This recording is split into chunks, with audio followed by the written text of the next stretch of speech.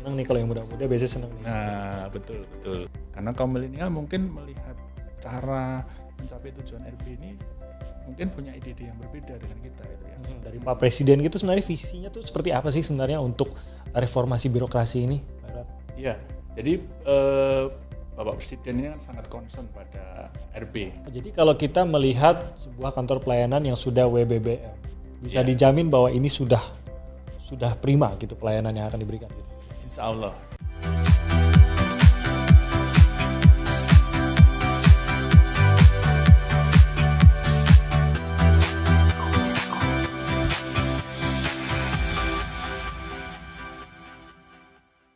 Halo Sobat Reform dimanapun Anda berada, terima kasih sudah bergabung di podcast Disko, diskusi dan komunikasi online hari ini. Bersama saya Timothy Marbun. Nah hari ini semoga semua dalam kondisi sehat, dimanapun Anda mendengarkan podcast ini, mungkin sedang santai di rumah, mungkin di kantor, mungkin lagi istirahat, mungkin ada yang isoman. Semoga dalam kondisi segera sembuh semuanya, kita doakan bersama-sama. Sambil kita dengarkan poin-poin penting dalam podcast hari ini, sambil santai saja, apapun aktivitas Anda, kita berbicara mengenai launching 3 kebijakan Kementerian Pan-RB.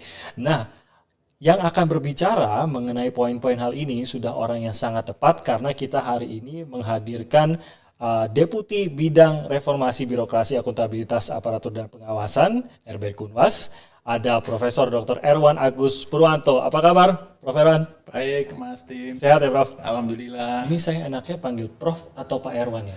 Panggil Pak Erwan saja. Pak Erwan saja? Ya. Kalau begitu saya pinjam gelar Profnya, Bapak boleh panggil saya Prof.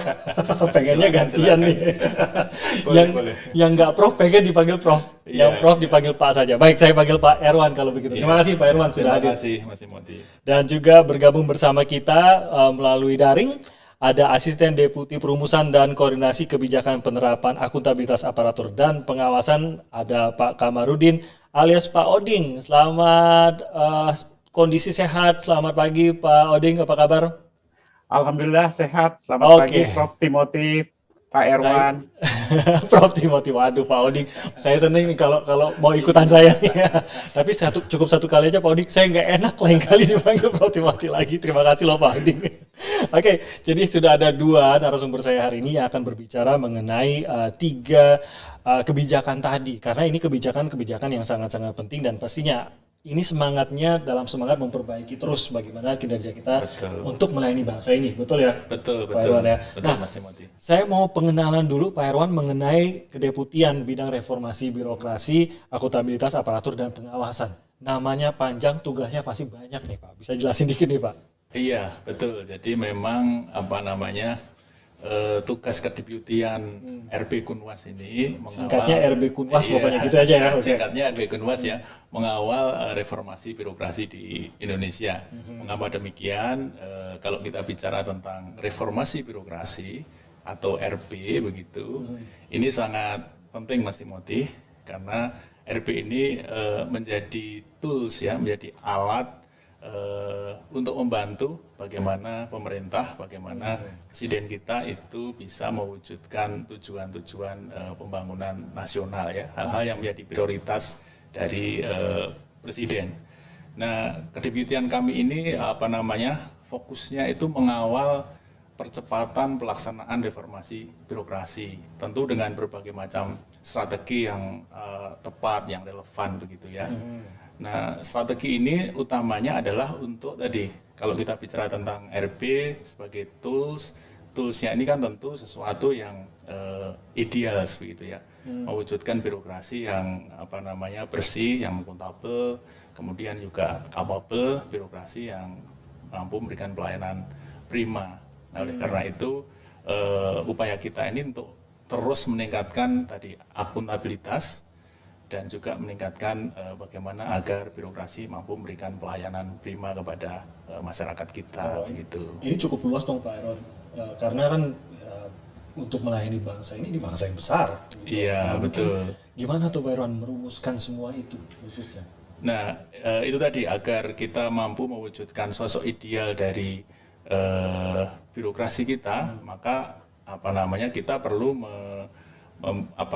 meningkatkan tadi dengan berbagai macam kebijakan ya, yang terutama adalah bagaimana terkait dengan kebijakan akuntabilitas kinerjanya, kemudian yang kedua adalah agar bisa mewujudkan pelayanan yang prima, kita ingin membangun namanya zona integritas, yaitu sebuah kawasan pelayanan yang bebas dari korupsi begitu. Oh, biasanya kita dulu mengenalnya KKN, perusak bangsa. Gitu. Nah, ini yang harus dihilangkan melalui strategi-strategi yang dilakukan tadi. Betul, yaitu tadi yang kita sebut sebagai zona integritas. Jadi zona integritas ini adalah upaya kita mewujudkan kawasan yang bebas korupsi, kita sebutnya WBK, wilayah bebas korupsi, dan WBBM, wilayah birokrasi bersih melayani.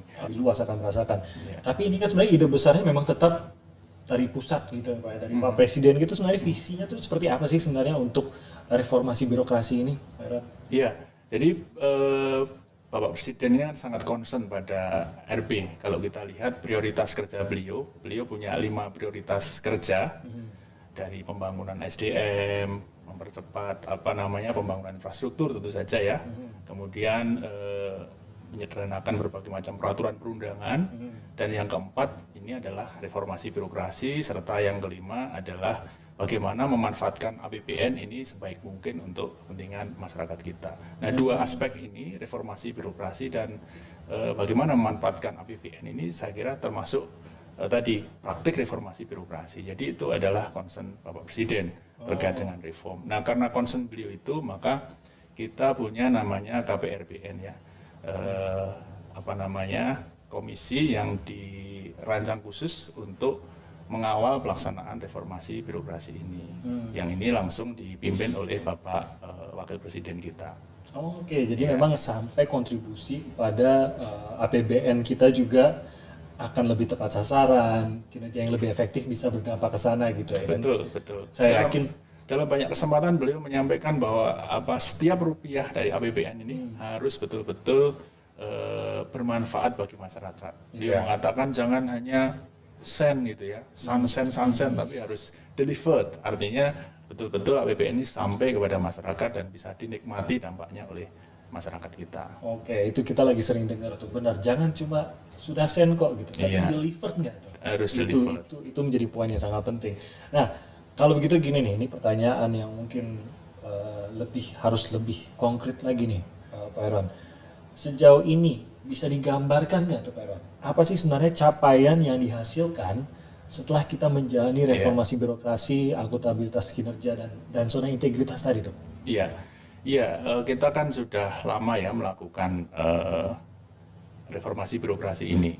Katakanlah sudah hampir 1 dekade atau lebih dari 1 dekade kita melakukan reformasi birokrasi. Ini sebagai upaya berkelanjutan ya untuk membuat birokrasi kita tadi memiliki sosok yang ideal tadi, bersih, akuntabel, capable, kemudian juga memberikan pelayanan prima. Nah, kalau kita lihat dari apa yang sudah berhasil dilakukan untuk mewujudkan sosok birokrasi itu, sebetulnya sudah banyak tanda-tanda kemajuan ya. Kita sebutnya milestone lah ya. Apa itu? Tahapan-tahapan yang perlu kita lalui begitu, sehingga nanti kalau kita ikuti terus sampai ujung jalan kita sampai kepada tujuan RB tadi ya. Tapi ini sudah langkah baik, contoh baik gitu ya. Sudah ada pertanda ini, sudah kilometer 1, kilometer 2, ibaratnya ada begitu kemajuan. Ya. Kan Presiden memerintahkan kita untuk menyederhanakan birokrasi. Nah, perintah Presiden itu sudah kita tindak lanjuti begitu. Mulai sampai akhir tahun kemarin sudah lebih dari 46.000 struktur ya, unit organisasi yang itu berupa jabatan-jabatan administrasi itu disederhanakan. Gitu. Sudah ada 37 LNS, lembaga non struktural, yang itu dihapuskan, kemudian diintegrasikan dengan kementerian yang ada. Kemudian 91% kementerian kita ini sudah memiliki tata kelola SPBE yang baik, sistem pemerintahan berbasis elektronik. Kemudian juga banyak sekali upaya-upaya kita untuk mencegah terjadinya pemborosan, misalnya dengan menerapkan yang kita sebut sebagai akuntabilitas kinerja instansi pemerintah dengan SAKIP tadi. Kita sudah bisa menghemat ratusan ribu triliun rupiah gitu ya dari APBN dari tahun 2000 sampai tahun 2020 ini. Jadi banyak hal itu ya. Penerapan SAKIP tadi, hanya penerapan SAKIP, sistem akuntabilitas instansi pemerintah. Nah, ini sedikit saja Pak, saya hentikan di situ karena mungkin banyak yang juga ingin tahu lebih banyak mengenai SAKIP ini. Nah, sebagai teaser saja, podcast ini kan bukan yang terakhir. Nanti Anda bisa mendengar lebih jauh mengenai kebijakan evaluasi Sakip ini di episode selanjutnya. Nah, jadi harus dinantikan juga episode selanjutnya. Baru sampai Sakip tadi, apalagi Pak capaian-capaian yang sudah didapatkan? Kan, tadi saya sampaikan agar di ujung akhir dari perjalanan ini kita punya birokrasi yang mampu memberikan pelayanan yang prima. Nah, ini untuk membuktikan itu kita juga sudah mengarah ke sana ya. Misalnya kita sudah membentuk 1.598 unit begitu ya, Mas Timothy ya. Ini unit percontohan pelayanan yang itu tadi yang kita sebut BPK dan BPPM. Oke. Kemudian juga kita sudah membangun 45 mall pelayanan publik di seluruh Indonesia. Nanti ini akan terus dilanjutkan. Nah, termasuk di dalamnya berbagai macam program tadi kita integrasikan dengan program-program Stranas PK untuk pencegahan korupsi. Itu yang milestone-nya ya yang sudah kami lakukan begitu. Saya yakin masih banyak lagi. Ya, kalau mau disebutkan masih banyak lagi gitu ya. Jadi masih banyak lagi, tapi sudah paling tidak memang sudah terasa gitu ya apa yang dilakukan, kinerja reformasi birokrasi yang sejak ini sudah dilakukan, sistem-sistem sudah tercipta, sudah dijalankan gitu ya. Ada capaian dan catatan hasil dari evaluasi Sakip ini sendiri bagaimana? Ya. Kalau dari hasil evaluasi Sakip, kalau kita lihat dari indeksnya gitu ya, dari indeksnya selama ini kita lihat di kementerian lembaga ini sudah sangat baik ya, 95% itu nilainya sudah baik. Kemudian di provinsi juga begitu, 95-97%.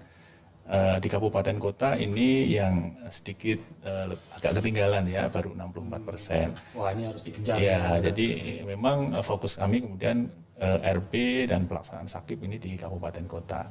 Nah, dari indeks-indeks tersebut memang kemudian juga sudah menghasilkan dampak yang bisa kita rasakan begitu ya.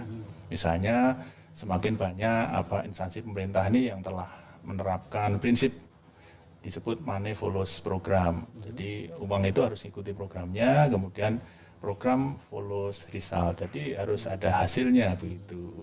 Kemudian juga semakin banyak instansi pemerintah yang melakukan cross cutting, Mas Timothy. Cross cutting ini intinya begini, untuk mencapai tujuan pembangunan, misalnya tadi kita bicara tentang pengentasan kemiskinan, kan tidak mungkin dilaksanakan oleh satu OPD saja ya, satu dinas saja, tidak mungkin gitu ya. Betul, pasti kan kalau kita bicara kemiskinan, ada urusan infrastruktur, ada urusan bagaimana meningkatkan keterampilan, ada urusan permodalan dan sebagainya. Berarti ini harus semuanya terlibat ini di dalam tadi merancang program kerja, mengimplementasikannya, dan nanti harapannya hasilnya tadi berdampak ya pada pengentasan kemiskinan. Nah, yang lain juga seperti yang tadi saya sampaikan, selain cross cutting, upaya untuk mencegah pemborosan anggaran juga sudah berhasil dilakukan. Karena kalau cross cutting kan berarti tidak ada silo-silo lagi ya harapannya. Sehingga tidak ada program yang kemudian tumbang tindih gitu. Nah, karena sudah dikoordinasikan antar KL kalau di pusat, kalau di daerah ya antar OPD begitu. Sehingga dari situ ada ratusan triliun yang bisa kita antisipasi untuk terjadi pemborosan. Kemudian yang lain juga semakin mengeratkan ini kalau kita bicara tentang perencanaan, penganggaran antara Bappenas, Kementerian Keuangan dengan Kemenpan ini semakin diskusinya semakin nyambung lah begitu. Oke, itu hal yang ingin kita lihat gitu. Lebih banyak lagi bagaimana kinerja lintas instansi ini bisa berjalan lebih baik dan tidak hanya bisa dengan niat ya Pak ya. Harus ada sistemnya, ada cara kerja yang dibangun agar supaya bisa berjalan dengan baik. Betul. Nah, tadi sempat menyebut mengenai yang bersentuhan langsung dengan masyarakat. Ini kita udah masuk ke pembicaraan zona integritas kalau begitu. Dan ini tuh sebenarnya bagaimana ini bisa mengukur kemajuannya dan apa yang ingin dilihat nih dari zona integritas ini, Pak? Iya, zona integritas ini seperti tadi saya sebutkan kan upaya untuk membangun sebuah unit pelayanan yang bebas dari korupsi ya.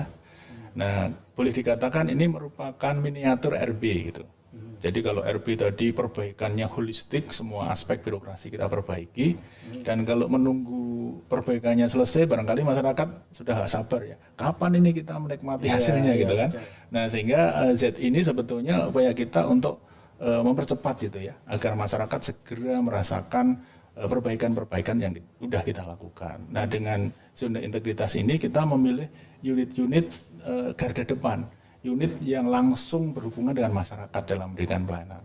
Misalnya ini kita contohkan, kalau kita bicara di unit yang paling sering menjadi tempat untuk mendapatkan layanan seperti kepolisian gitu ya, mengurus seperti Mas Timothy kan perlu punya SIM gitu ya. Nah ini juga kita dorong ini agar bagaimana berikan layanan itu juga urusan misalnya dukcapil gitu ya, urusan yang sangat basic ini kan, karena basic sering lagi kita. Betul. Semua warga negara kan harus punya KTP, akte kelahiran dan sebagainya. Yang selama ini konotasinya kan ngurus KTP itu ribet, seringkali harus pakai uang pelicin dan sebagainya. Di masa lalu itu ya.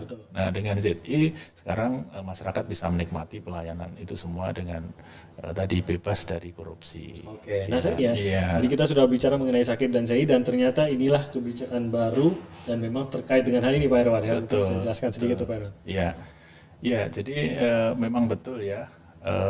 Mas Timothy, tadi kan kita sudah melakukan banyak hal itu ya, sudah kita atur gitu.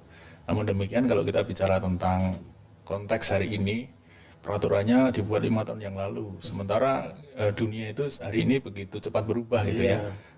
Jangankan 5 tahun, setahun aja sudah beda sekali. Nah oleh karena itu tadi upaya-upaya yang sudah kita lakukan itu pun juga perlu kita perbaiki terus-menerus gitu ya.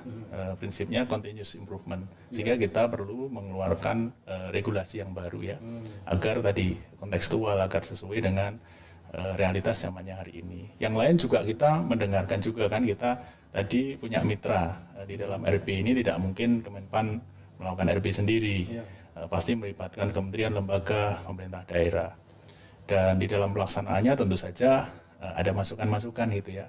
Setelah dilaksanakan ada kendala di sana, kendala di sini. Nah kami mendengarkan masukan dari para mitra. Itu bagian juga yang kemudian menjadi background mengapa perlu ada regulasi yang baru. Nah di samping itu spirit RP itu sendiri juga kita hayati gitu ya.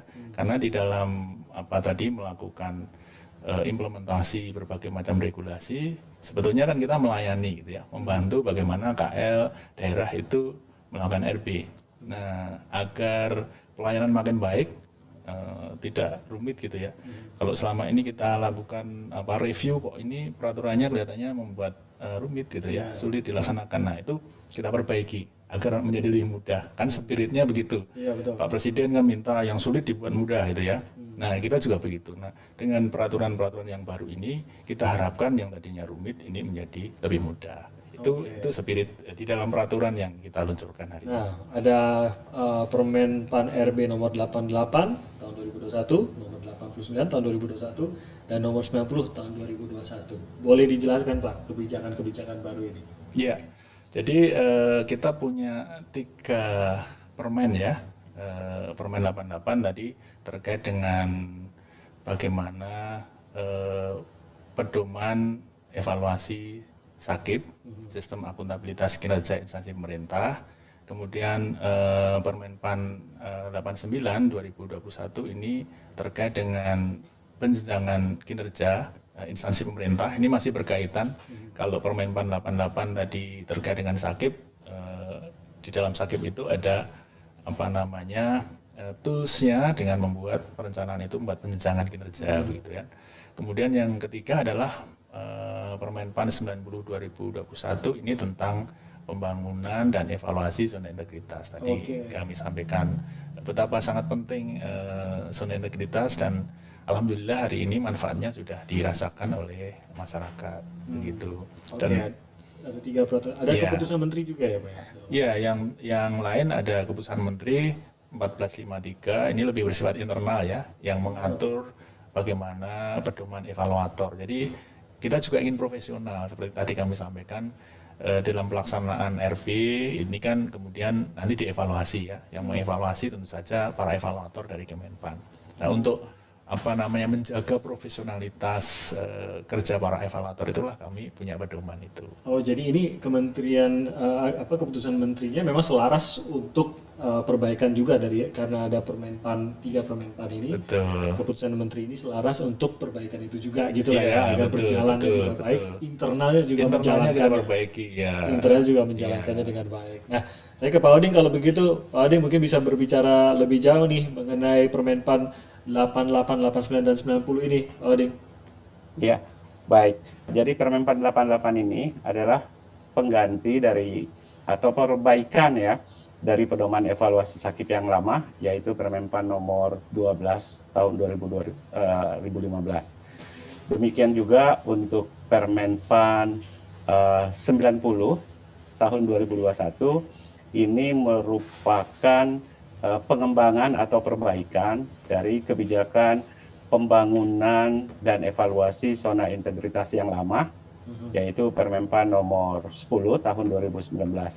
Sedangkan yang unik yang adalah satu Permenpan ini, yaitu Permenpan 89 2021. Ini merupakan Permenpan yang betul-betul baru karena kita melihat adanya ketidakseragaman, termasuk juga kesulitan-kesulitan dalam hal melakukan penjenjangan atau cascading kinerja, bagaimana menghubungkan misalnya kinerja organisasi pada berbagai tingkatan, termasuk juga tentu arahnya nanti dari organisasi ke individu.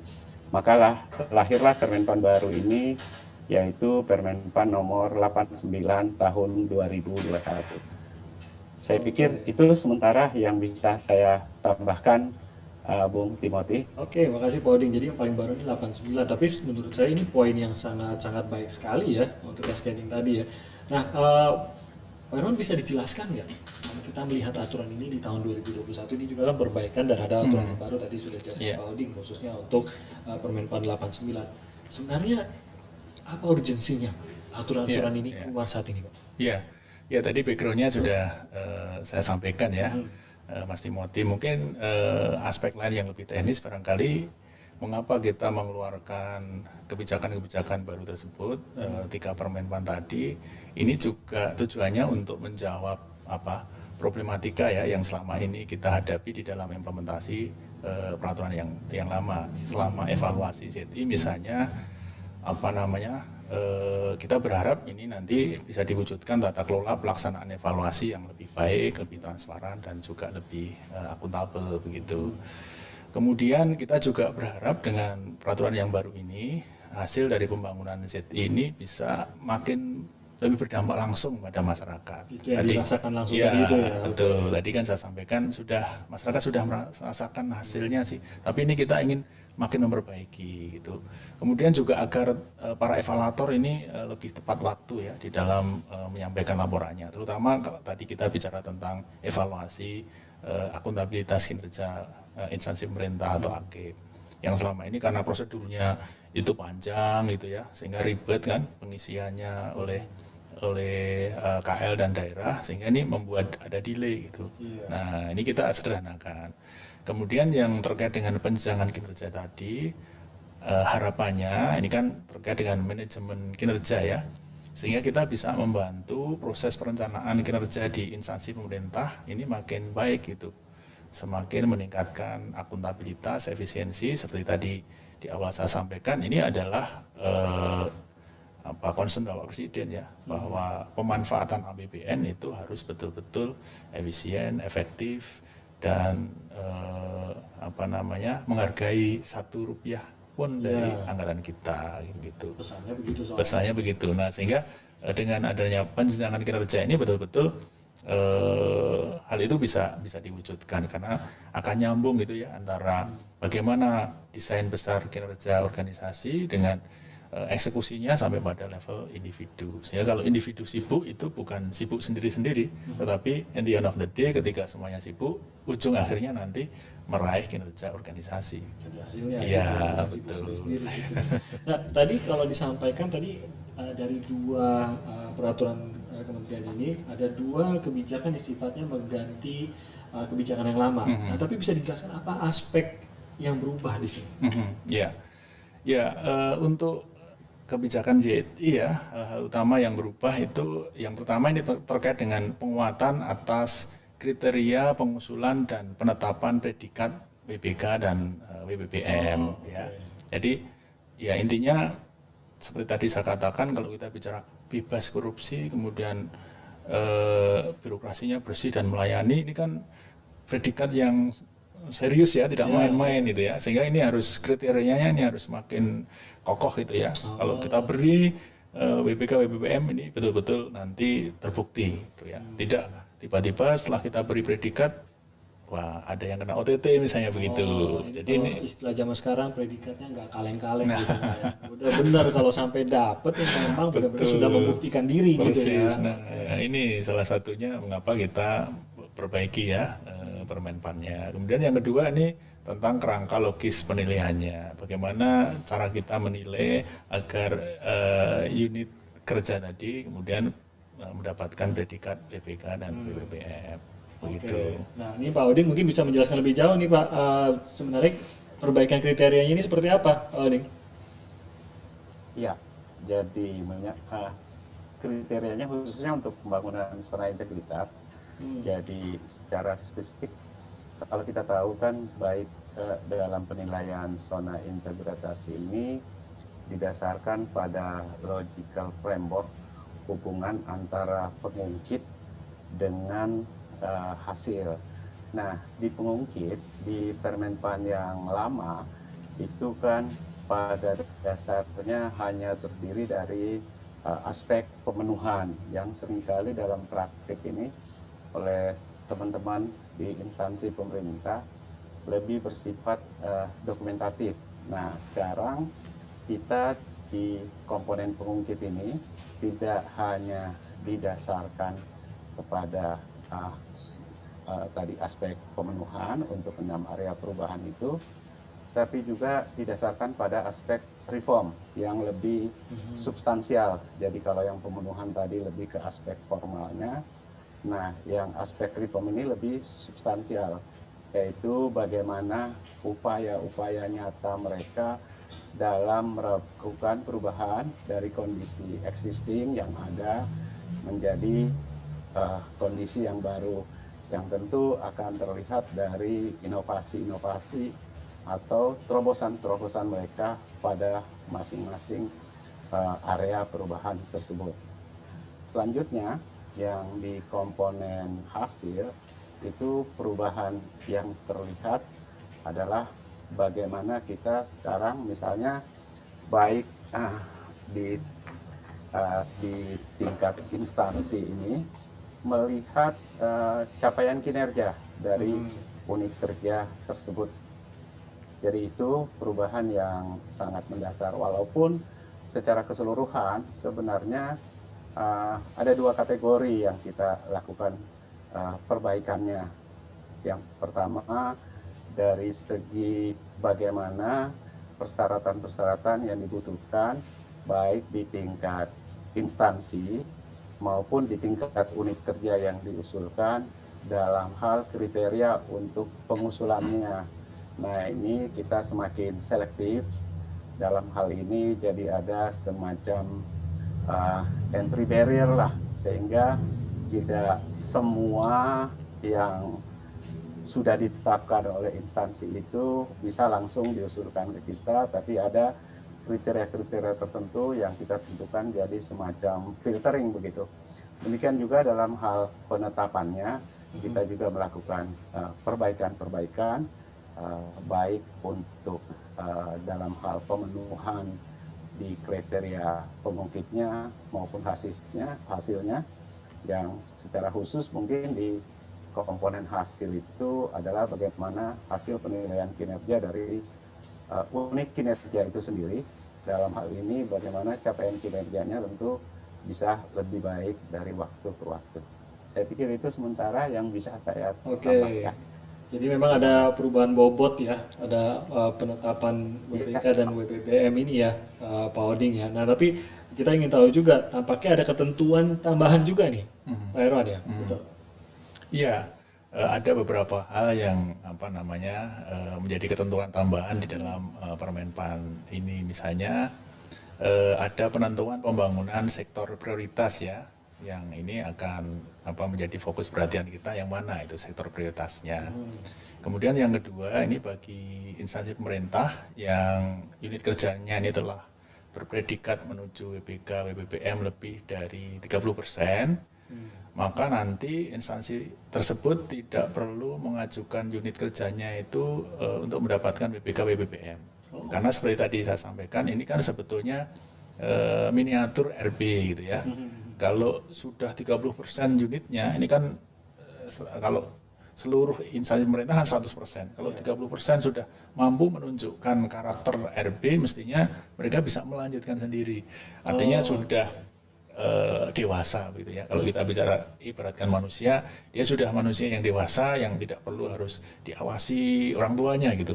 Jadi dia bisa kemudian melanjutkan kerja-kerja RB-nya itu. Udah mateng, udah bisa Persis. jalan sendiri, udah mandiri, Iya, RB-nya udah betul, mandiri gitu. udah Ya? mandiri. Oke. Dan dari 30% yang sudah WBK, WBBM itu harapannya juga bisa memerankan sebagai role model untuk unit yang lain.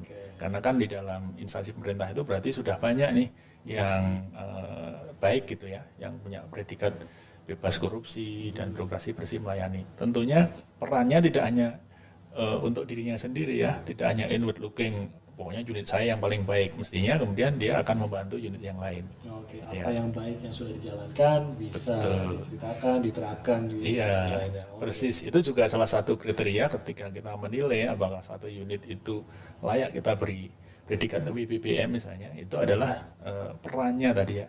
Apakah dia sudah mampu menjadi role model juga untuk unit yang lain. Oke. Jadi kalau ini sudah ada 30%, mestinya ya tidak perlu kita awasi lagi gitu ya. Tidak Kita perlu. lihat dampaknya Iya, justru betul. menularkan kepada yang lain. Betul, Oke, betul. oke. Seperti itu. Oke. Ya. Nah, ada teknis-teknisnya nanti bagaimana tuh? Mungkin dari instansi-instansi ingin mengetahui lebih lanjut.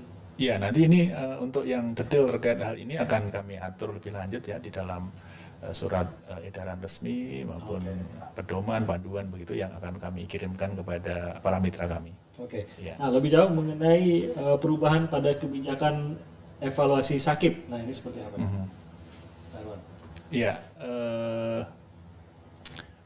Ya, untuk yang evaluasi sakit ini ada upaya kita ya untuk peningkatan kualitas evaluasi sakit ini agar lebih relevan dengan yang kita sebut sebagai minimum requirement implementasi sakit yang ada. Jadi agar tadi kata Mas Timothy tidak kaleng-kaleng ya, sudah dikasih indeks sakitnya tinggi tetapi ternyata dampaknya tidak ada. Nah, sehingga ini yang mau kita kasih indeks yang masuk kategori baik, sangat baik, itu berarti harus memenuhi yang kita sebut minimum requirement-nya. Oke. Syarat-syarat untuk diberi predikat itu memang sudah terpenuhi ya. Kemudian juga ini agar bisa jadi rujukan ya untuk unit-unit kerja di dalam menyusun pedoman evaluasi internalnya gitu. Dan pedoman ini kita harapkan juga lebih mudah ya dari aspek teknis. Seperti tadi spiritnya itu menyederhanakan, mempermudah mitra-mitra kita gitu. Terutama untuk sakit ini ya. Persis ya. Oke, dan ini memang sudah ada evaluasi ya yang dilakukan oleh Kementerian PAN RB ini. Iya. Nah, saya ingin tahu apa yang berbeda gitu. Saya harus tanyakan ini kepada Pak Oding. Apa yang berbeda nih dari pedoman evaluasi sakit yang baru dengan yang lama ini, Pak Oding? Oke, secara garis besar perbedaannya itu mencakup 5 aspek. Pertama dari aspek perumusan tujuan evaluasi.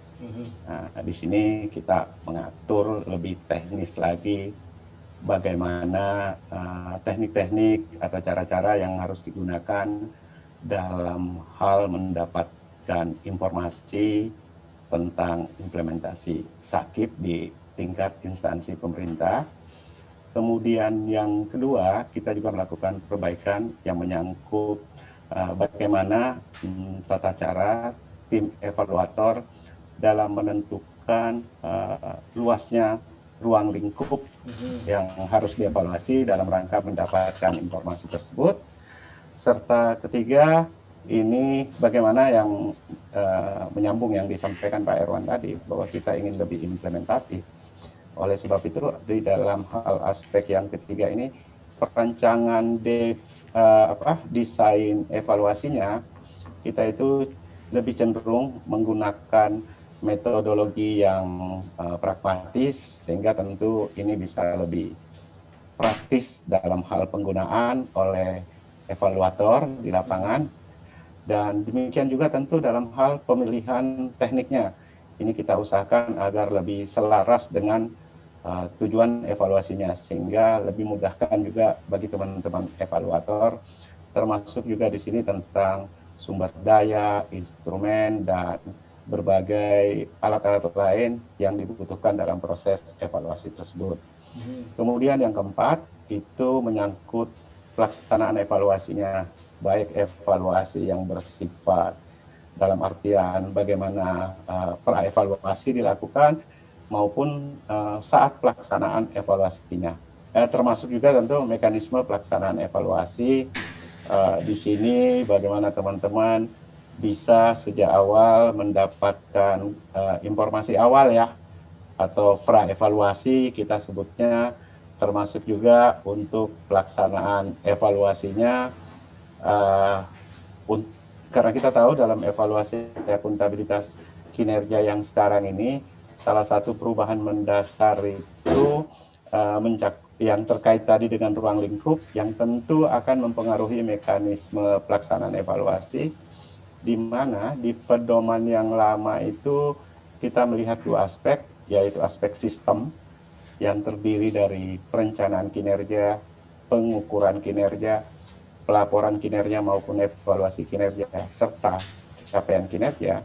Nah, di Permenpan 88 ini, dalam hal pelaksanaan evaluasi, kita tidak lagi melakukan penilaian secara khusus terhadap bagaimana hasil capaian kinerja, tapi lebih menekankan kepada bagaimana implementasi sistem itu bisa mempengaruhi capaian kinerja.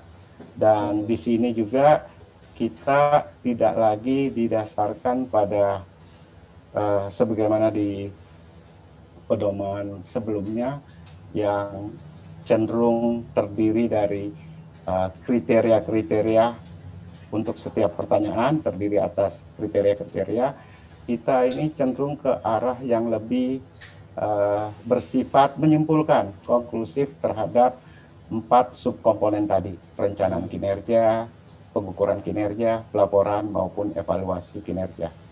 Dan hal yang terakhir yang cukup mendasar juga, perbaikan yang cukup krusial yang kita lakukan di Permenpan ini menyangkut bagaimana aspek pelaporan maupun pengkomunikasian hasil evaluasi tersebut kepada pihak-pihak pengguna laporan tersebut. Saya pikir itu yang bisa saya jelaskan secara garis besar tentang isi dari Permenpan nomor 88 tahun 2021 ini. Oke, ini penting diketahui oleh seluruh Sobat Reform nih sebenarnya, semua yang tadi disampaikan Pak Oding, karena ini pasti akan mempengaruhi juga bagaimana penilaian ke selanjutnya, ke depannya begitu ya. Nah, saya ingin lanjutkan ke kebijakan 89 2021 nih, Pak Erwan, tentang penjenjangan kinerja. Nah, apa sebenarnya yang diatur dalam peraturan ini? Iya, karena ini ya, karena kinerja organisasi ini ditentukan oleh kinerja unit dan individu, seperti tadi saya jelaskan. Oleh karenanya desain kinerja organisasi, unit sampai ke individu ini perlu diselaraskan. Tadi agar misi besar dari organisasi itu dipahami secara berjenjang ya, dari pimpinan tertinggi di bawahnya sampai individu level terbawah. Sehingga harapannya kalau individu bekerja nanti agregatnya, resultantanya itu memang mampu mewujudkan misi besar dari organisasi. Nah, kemudian yang kedua ini harapannya ASN kita ini tidak lagi asik kerja sendiri-sendiri tadi ya, dan tidak kerja secara rutin atau monoton, tapi betul-betul ada guideline-nya yang jelas yang dia kerjakan itu betul targetnya. Kemudian ini nanti mengarah kepada dukungan pada kinerja organisasi. Nah, ini yang idenya ya, sehingga kalau orang bekerja ini harus berorientasi pada tujuan dan sasaran organisasi, serta ujung akhirnya adalah pembangunan nasional kita. Sehingga sebetulnya setiap individu ASN ini tahu mengapa dia harus bekerja, tiap hari gitu, karena dia target, dan kalau target ini dicapai dia akan tahu bahwa tujuan besar itu akan diwujudkan. Jadi Iya. bukan hanya monoton, ya Betul. kerja aja gitu Iya. ya, tapi ada target-target kecil yang sejalan dengan target organisasi Persis, gitu. iya. Dan ini sudah pasti sejalan juga dengan target bangsa. Iya, gitu ya. betul. Jadi semua ASN harus menghayati itu, bahwa dia bekerja ini sebetulnya bukan hanya kewajiban rutin aja, tapi Iya. memang ada sesuatu yang ingin diwujudkan gitu ya. Bentuk kontribusinya ada kok, bukan tiap hari datang Iya. saja gitu ya. Oke, Persis, itu yang harus iya. dipahami juga. Iya. Saya ingin tahu lebih lanjut lagi apa sebenarnya permasalahan-permasalahan yang coba diselesaikan melalui kebijakan-kebijakan ini. Iya, kalau kita identifikasi tadi kan regulasi kita yang baru ini, kita dasarnya adalah review ya terhadap implementasi kebijakan-kebijakan yang lama gitu. Nah, kalau dari hasil review kita, evaluasi kita ini menunjukkan bahwa banyak persoalan ya yang terkait dengan penyelarasan antara kinerja organisasi dengan kinerja individu ini. Jadi ada semacam mismatch gitu ya. Iya. Orang sibuk tapi kinerja organisasinya nggak tercapai gitu ya, atau Target rendah. apa, sibuk kemana gitu aja. Iya, sehingga mismatch tadi. Iya. Nah, sebagian indikator pada LKJBP ini seringkali tidak dilaporkan oleh KL terkait. Ini juga menjadi catatan kami. Kemudian ada program kegiatan yang belum dapat mengungkit capaian kinerja kementerian lembaga dan daerah ini ya, untuk mendukung kinerja pembangunan gitu kan. Tadi ada, kalau pada level individu kaitannya dengan organisasi, kalau level kementerian lembaga ini tidak nyambung dengan upaya kita untuk mendukung pencapaian tujuan pembangunan nasional gitu kan. Nanti kementerian lembaga mencatatkan prestasi, tapi kalau di agregat tujuan pembangunan nasional kita tidak tercapai gitu ya. Kontribusi di situ bahkan. Betul. Jadi ini kan ada pertanyaan mengapa seperti itu. Nah, ini harus makin kita selaraskan. Kemudian juga kita dorong adanya kolaboratif working dan pengelolaan kinerja yang bersifat shared gitu ya. Jadi tidak sendiri-sendiri, tidak silo-silo. Tadi kita bicara tentang case yang di awal saya sampaikan, pengentasan kemiskinan. Itu kan tidak bisa dikerjakan satu kementerian atau lembaga sendiri. Ini pasti harus membutuhkan dukungan seluruh kementerian. Nah, itu berarti harus ada namanya shared outcome, shared output, begitu. Sehingga ada aktivitas-aktivitas yang sejak awal dirancang agar nanti menghasilkan output dan outcome bersama antar kementerian lembaga. Kemudian capaian kinerja pembangunan dan kementerian lembaga ini juga relatif stagnan gitu ya, bahkan turun. Namun nilai kinerja individunya, SKP-nya itu tinggi, jadi gitu. Harusnya nggak mungkin ya. Nah, makanya harusnya kan nggak begitu kan. Iya. Kalau kinerja individunya tinggi kok kinerja organisasinya turun, itu kan Aneh harusnya. nggak nyambung gitu ya kira-kira. Berarti ada begitu. yang salah dalam Betul, ada yang salah dalam merancang ini ya. Sehingga mestinya kalau individu-individu bagus, hasil akhirnya kinerja organisasinya juga bagus gitu kan. Kemudian ukuran kinerja tingkat instansi dan unit ini masih ada yang berorientasi pada proses dan output. Jadi belum ke outcome. Padahal kita bicara tentang kinerja itu kan outcome ya. Apakah masyarakat merasakan hasilnya gitu. Betul, tidak hanya kesibukan aja yang dinilai. Orang sibuk kesana kesini, misalnya melakukan perjalanan dinas itu kan. Itu hanya aktivitas ya. Paling maksimal nanti dicatat sebagai output. Tetapi apakah kesibukan tadi berdampak kepada sesuatu ya, kemakmuran masyarakat, pengurangan kemiskinan, kemudahan-kemudahan yang bisa dinikmati masyarakat, ini yang saya kira masih perlu kita perbaiki, sehingga ada hubungan ya antara kesibukan, karena kesibukan ini kan kaitannya dengan anggaran itu. Orang sibuk kan dibiayai anggaran APBN, APBD. Nah, ini yang perintah presiden yang betul-betul harus kita kawal. Jangan hanya sibuk memproduksi output yang tadi kita sebut sen-sen tadi, tapi harus delivered itu. Jadi nilai sennya sih tinggi gitu. Iya.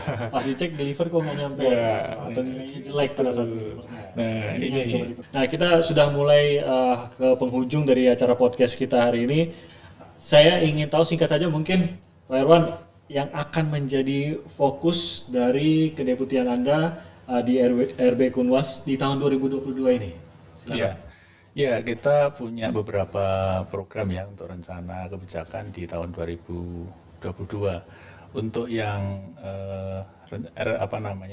reformasi birokrasi pada level nasional, ini kita akan membuat kebijakan refocusing roadmap ARB. Jadi ini spiritnya juga sama ya, karena kita punya roadmap, tetapi karena realitasnya berubah, ini harus kita sesuaikan sehingga kita refocusing agar lebih kontekstual gitu. Kemudian kita juga akan meluncurkan new PMBRB, hasil refocusing dari roadmap RB tersebut. PMBRB adalah Penilaian Mandiri Reformasi Birokrasi, jadi nanti mekanisme pelaporan dari Kementerian Lembaga Daerah ini akan menggunakan panduan yang baru. Kemudian juga terkait dengan pedoman penyusunan roadmap RB instansi pemerintah. Jadi nanti setelah refocusing tentu saja kita akan memberikan panduannya bagaimana instansi pemerintah itu menyusun roadmap mereka juga gitu. Nah, yang terkait dengan akuntabilitas dan pengawasan Kunwasnya, ini nanti akan ada SAKP. Kalau tadi kita bicara SAKIP, sistem akuntabilitas kinerja instansi pemerintah, artinya masing-masing instansi pemerintah, kemudian lembaga dan daerah itu dinilai sendiri-sendiri. Ke depan kita akan mengembangkan namanya sistem akuntabilitas kinerja pemerintah. Jadi ini harapannya tadi gagasan cross cutting ini semakin bisa didukung gitu ya, bahwa yang dinilai ini kinerja pemerintah, bukan sendiri-sendiri instansi lagi gitu.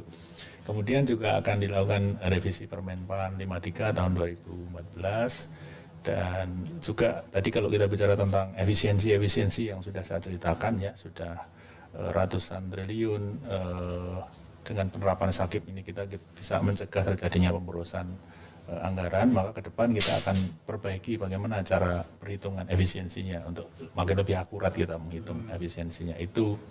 Kemudian kita akan buat petunjuk teknis penetapan sasaran dan indikator kinerja. Kemudian yang terakhir ini penguatan LHKSN. Jadi untuk memantau ini ya, membantu untuk pencegahan korupsi dan efisiensi, sehingga efisiensi itu bisa lebih akurat lagi kita hitungnya, sehingga akan menjadi lebih banyak ya efisiensi yang kita hasilkan. Kemudian ada petunjuk teknis penetapan sasaran dan indikator kinerja. Kemudian yang terakhir adalah penguatan LHK ASN.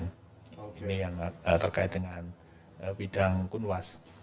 Nah, selain itu ke depan kita juga akan lebih inovatif begitu. Bentuknya apa tuh? Timothy. Jadi tujuannya agar RP ini tidak monoton. Tadi kan kita bilang ASN jangan monoton itu. Nah, program-program RP pun juga kita rancang agar tidak monoton juga. Nah, yang pertama kita akan mengembangkan namanya RP Ideaton. Kita perlu mencari ide-ide baru nih, terobosan-terobosan itu ya. Ini senang nih kalau yang muda-muda biasanya senang. Nah, betul. Tujuannya seperti yang sudah disebutkan Mas Timothy, kita ingin menginternalisasikan spirit RP ini di kalangan generasi muda itu ya. Jadi jangan sampai terkesan RP itu miliknya orang-orang tua itu. Nah, nanti terjadi generation gap ya. Spiritnya berbeda gitu ya. Nah, kita ingin membawa RP ke kaum muda. Kemudian yang kedua, kami juga ingin menjaring ide dan inovasi dari kaum milenial ini di dalam bagaimana mengembangkan program-program RP. Karena kaum milenial mungkin melihat cara mencapai tujuan RP ini mungkin punya ide-ide yang berbeda dengan kita itu ya. Misalnya tadi kita bicara tentang PR kita, pemberantasan korupsi gitu. Yang ini sudah 1 dekade dilakukan gitu kan. Tapi nilai CPI kita, Corruption Perception Index kita ini kan seperti stagnan gitu. Nah, kita ingin mendengar nih kaum milenial punya ide apa nih agar ada breakthrough gitu ya. Jadi ini berharap bisa mendapatkan ide-ide segar, betul, out of the box mungkin ya gitu ya. Dan memecah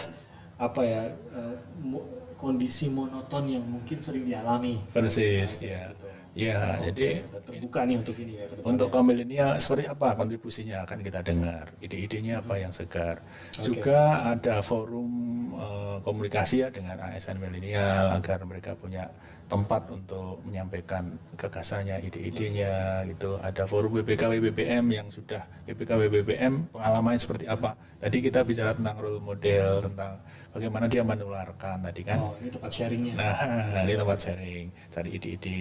Sehingga yang 30% tadi di satu instansi pemerintah kan diharapkan sudah nggak usah ikut kita lagi lah, bisa mandiri gitu ya. Nah, ini tempat sharingnya di situ. Kemudian kita juga akan memperkuat peran medsos kita itu untuk penyebaran virus, bukan virus COVID ya ini. Virus baik ya. Virus baik, virus untuk ber-RB ya, bagaimana agar RB ini betul-betul bisa diketahui masyarakat luas sehingga ada dukungan gitu. Oke, jadi akan ada upaya-upaya sosialisasi lanjutan gitu. Betul. Komunikasi. Iya. Kan? Oke. Karena kalau kita bicara tentang misalnya korupsi dalam pelayanan publik itu kan ada demand supply gitu ya. Iya. Nah, tidak hanya dari sisi pemberi layanan, tapi yang menerima layanan seringkali juga mancing-mancing gitu ya. Iya. Nah, ini kita berharap begitu masyarakat biar tahu dan dia berkontribusi juga di dalam mencegah terjadinya praktek korupsi. Oke. Yang Apa lain lagi? kami akan kembangkan namanya company engagement. Kalau kita bicara RP, sebagian besar ini juga terkait dengan sektor swasta ya, Iya. pelayanan-pelayanan tentang perizinan usaha dan sebagainya. Jadi RP jangan terkesan hanya miliknya para birokrat itu, Iya. tetapi para pengusaha pun mestinya harus terlibat di dalam tadi mendukung RP, menyampaikan ide-ide brilian mereka terkait dengan terobosan-terobosan gimana agar RP kita lebih baik.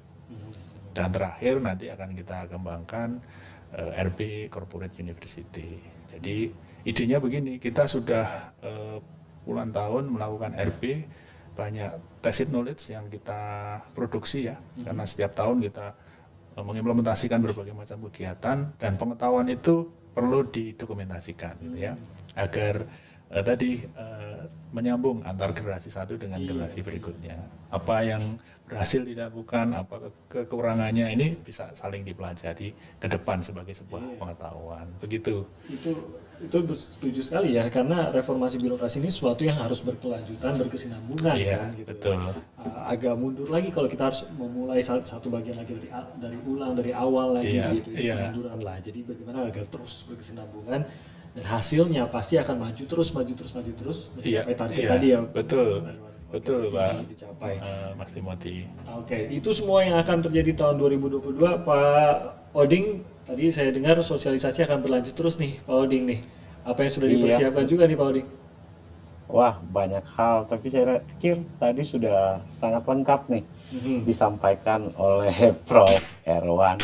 Kalaupun ada yang bisa saya tambahkan sedikit, kita mungkin di tahun 2022 ini juga selain penguatan di kebijakan-kebijakan maupun implementasinya di bidang reformasi birokrasi maupun akuntabilitas kinerja, tentu kebijakan maupun implementasinya di area pengawasan khususnya itu juga akan kami perkuat, karena kita tahu lebih khusus misalnya terhadap pengawasan internal ya, kalau kita kaitkan pengawasan internal yang dilakukan oleh APIP, Aparat Pengawasan Internal Pemerintah, Inspektorat Jenderal misalnya, atau inspektorat di tingkat kementerian lembaga, termasuk juga di pemerintah provinsi, pemerintah kabupaten maupun kota, ini akan kita perbaiki juga dalam perspektif bagaimana penguatan profesionalisme dan integritas mereka, termasuk juga tentunya di sini bagaimana proses bisnisnya sehingga bisa memberikan rekomendasi-rekomendasi maupun tindak lanjut yang lebih efektif, serta yang lain yaitu bagaimana ada sinergi nih antara aparat pengawasan internal tadi dengan aparat penegak hukum. Nah, ini kaitannya untuk lebih mendorong terwujudnya pemerintahan yang bersih dan akuntabel. Itu saya pikir sedikit yang bisa saya tambahkan untuk melengkapi hal-hal yang sudah sangat lengkap sebenarnya tadi yang disampaikan oleh Prof. Erwan. Terima kasih. Ya, Terima kasih demikian. Pak Oding. Pak Erwan juga terima kasih. Kita lihat nih ya, Terima kasih. bagaimana kebijakan-kebijakan ini yang tadi sudah kita bahas bisa berjalan, dan mungkin ada teman-teman dari Sobat Reform yang masih membutuhkan informasi lebih lanjut ya, ini pasti akan kita ajak bicara lagi, boleh mungkin lain kali ya Pak Irwan dan juga Pak Oding atau bersama narasumber lainnya ya, untuk pasti. berbicara lebih lanjut di podcast Disko Itu selanjutnya. bagian dari tadi yang program inovatif kami tadi ya. Oh, jadi podcast ini juga Persis. merupakan bagian dari program Merupakan inovatif bagian. tadi. Makasih sudah diajak juga nih Pak Irwan. kasih, Mas Timothy. Nah, buat Sobat Reform akan ada lagi nih sebenarnya episode-episode lainnya di podcast kita, di podcast Disko untuk berbicara lebih jauh lagi, lebih dalam lagi mengenai apa yang tadi sudah kita bahas secara umum dalam podcast kali ini. Ada episode-episode selanjutnya yang bisa diikuti. Ini kan episode 1. Episode kedua nanti ada kebijakan zona integritas. Nanti kita akan fokus ke sana. Di episode 3 ada kebijakan evaluasi sakit. Itu juga fokus di episode 3 kita. Dan di episode keempat untuk podcast Disko ini kita berbicara mengenai kebijakan dalam penjenjangan kinerja. Nah, itu kalau Anda ingin lebih tahu lebih jauh mengenai topik-topik tadi, maka ikuti terus podcast Disko selanjutnya di episode lainnya. Saya mau terima kasih pada Pak Irwan. Terima kasih banyak atas bincang-bincang di podcast pada hari ini. Semoga kita sempat berbincang lagi dalam kesempatan lain di podcast lainnya. Dan juga Pak Oding, terima kasih banyak. Pak Oding sudah bergabung bersama kami secara online. Dan khususnya, terima kasih banyak Pak Oding, khususnya kepada seluruh Sobat Reform yang sudah mendengarkan podcast ini. Terima kasih banyak untuk Anda semua, terima kasih atas waktunya dan semoga ini bermanfaat untuk Anda semua. Jangan lupa ikuti episode lainnya dalam podcast Disko agar bisa mengetahui lebih jauh lagi mengenai kebijakan-kebijakan ini dari RB Kunwas. Saya pamit undur diri, juga mewakili Pak Oding dan juga Pak Irwan. Sekali lagi terima kasih. Saya Timothy Marbun. Sampai jumpa lagi di podcast Disko selanjutnya. Jangan lupa kita bangga melayani bangsa.